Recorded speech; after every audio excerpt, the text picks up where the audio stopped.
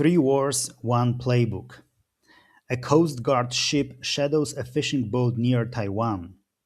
A refinery burns more than 2,500 kilometers inside Russia.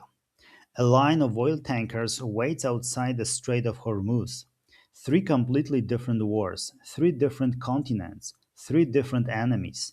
Yet all three are being fought using the same strategic idea: not with bigger armies, not with more tanks, but by finding one pressure point, the single place where a relatively small action creates a much larger effect. And once you see that pattern, you'll start seeing it everywhere. The war we expected. For most of modern history, war followed a familiar script. Two armies, a front line. One side advanced, the other tried to stop them. That's still how most people imagine war today: tanks crossing borders, warships exchanging missiles, a clear moment when everyone agrees a war has begun. But modern conflict doesn't always reward the strongest army. Nuclear weapons have made direct wars between major powers extraordinarily risky. Advanced missiles and air defenses make invasions incredibly expensive. So instead of attacking where an opponent is strongest, many countries have started looking for something else: a pressure point. The one place where a small move forces a much bigger reaction. And that's exactly what connects Taiwan, Ukraine, and the Strait of Hormuz. Taiwan, winning without invading. China hasn't invaded Taiwan. Instead, it has spent years applying pressure below the threshold of open war. Military exercises that resemble a blockade, Coast Guard patrols, cyber operations, economic pressure.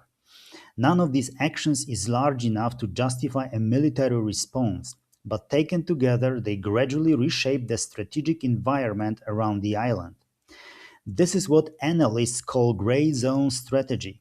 The goal isn't to start a war, it's to slowly change what's considered normal.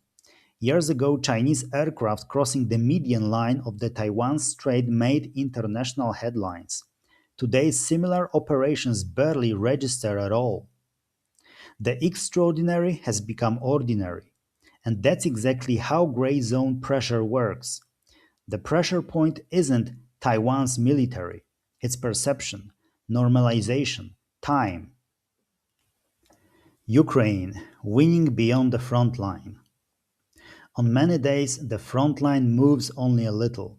In the last month, Russia gained roughly 15 square miles of Ukrainian territory, about two-thirds the size of Manhattan. Looking only at the map, you might think very little is changing. But maps don't tell the whole story. While battles continue at the front, Ukrainian drones have reached deep into Russia, in one case flying 2,500 kilometers to strike Russia's largest oil refinery. Since March, estimates suggest that these strikes have knocked out anywhere from 20 to 40% of Russia's refining capacity. And it's not just fuel. In July, Ukrainian drones hit two major logistics warehouses, one nearly 700 kilometers from the front line, reportedly used to store components for drone production and other military supplies.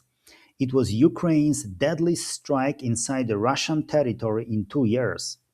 Ukraine isn't just attacking what powers Russia's war, it's attacking what builds the weapons Russia is using to fight it. Ukraine can't match Russia tank for tank, so instead it targets pressure points that are difficult and expensive to defend. The battlefield isn't just where soldiers fight, it's where your opponent can least afford to absorb damage. Iran, winning through geography. At the beginning of the war, a decapitation strike killed Iran's supreme leader. Despite that, Iran still possessed something extremely valuable: geography. The Strait of Hormuz is only about 50 kilometers wide at its narrowest point, yet roughly a fifth of the world's oil trade passes through it. Iran doesn't need a blue water navy to threaten global energy markets. It only needs to create enough uncertainty that shipping slows, insurance costs rise, and energy prices react. Naval mines, fast attack boats, cheap drones.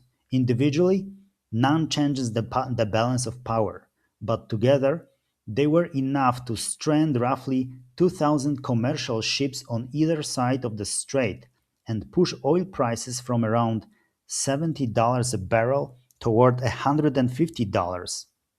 The pressure got so severe that the United States drained its own emergency reserves to hold prices down, pushing the strategic petroleum reserve to its lowest level since 1983.